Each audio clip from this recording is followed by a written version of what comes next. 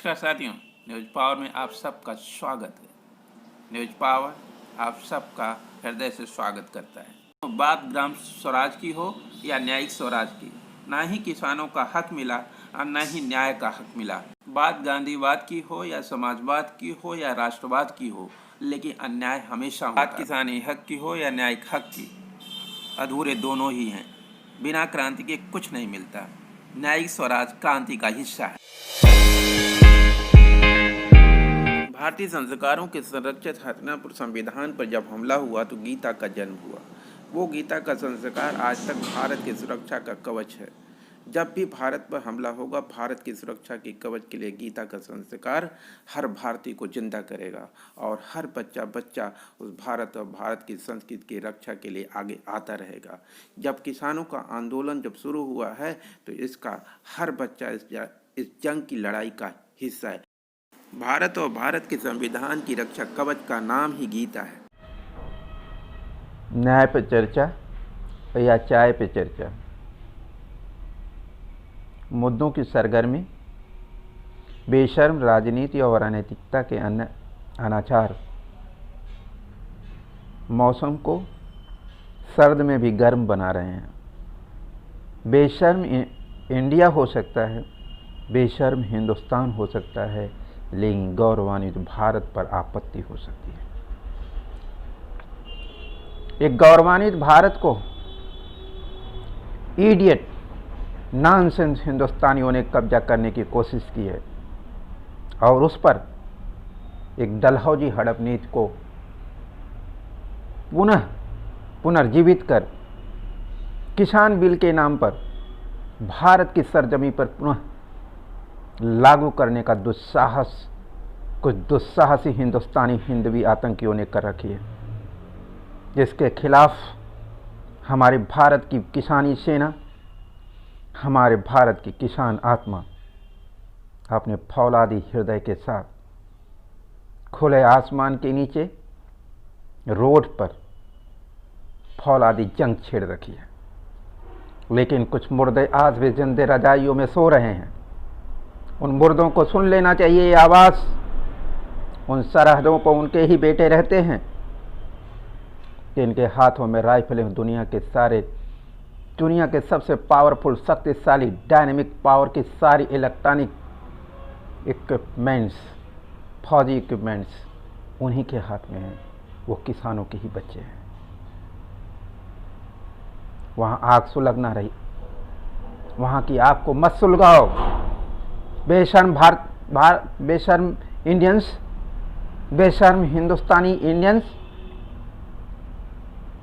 भारत को तुम सब ने गुलाम बना रखा है। भारत तुम सब का बहुत समय तक और गुलाम नहीं रह सकता। 700 वर्षों तक अंग्रेजों और मुगलों की गुलामी झेला भारत ने। बेशर्म इंडियंस, तुमने हिंदवी हिंदुस्तान का बहुरूपिया जो बीज बोया और भारतीय सनातन संस्कृति के स्वधर्मी चरित्र को बदल करके भारत की संस्कृति, जो उसकी भाषा थी, उसका संस्कार, उसकी संस्कृति थी, उसको तुमने अपमानित किया और मंदिरों में कैद करा दिया। हमारी भारतीय संस्कृति, हमारी भारतीय सभ्यता, भगवान राम जा चुके थे, रामायण में थी, रामचरितमानस में थी, गीता में थी, पुराणों में थी। बेशर्म इंडियंस, आज तक तुमने कभी रामचरितमानस का कोई मंदिर बनवाया? तुमने गीता का कोई मंदिर बनवाया 773 वर्षों में? बेशर्मों, धर्म के ठेकेदारों, गुलाम सोच के आतंकी हवानों, तुमने आज तक गीता का एक भी मंदिर नहीं बनवाया। तुमने भगवान श्री कृष्ण, तुम जानते हो कि वो नहीं है, तो उनका एक झूठा मंदिर तुमने बनवाया। भगवान तो खुद कहते हैं कि मैं गीता में वास करता हूं। जो गीता को अपनाएगा, जो गीता की शरणागति पाएगा, वही मेरी शरणागति पा सकता है। ये गीता में लिखा हुआ है। ये बुजदिलों, शमोहम सर्वभूतेषु न मे देशो न प्रिय ये भजन्ति तुम माम भक्त्या मयि तेषु चाप्यम। ये बात तुमने भारत के लोगों को तुमने पहुंचाया? भारत के लोगों को तुमने ये बात भी पहुंचाई क्या? अनादित्वात् त्रिगुणत्वात् परमात्मायमव्यय शरीरस्थोपि कौन्ते न करोति न लिप्यते। यह गीता में भगवान कृष्ण अर्जुन से कह रहे हैं। मैं शरीरों में स्थापित हूँ, मैं सभी शरीरों की आत्मा हूँ, सभी जीवों की आत्मा हूँ।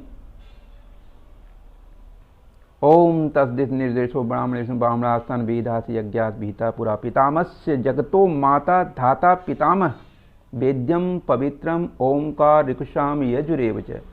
इसका मतलब तुमने भारतीयों को बताया क्या? हिंदुस्तानी इंडियंस, तुम फुलिश हो, तुम ब्लडी हो।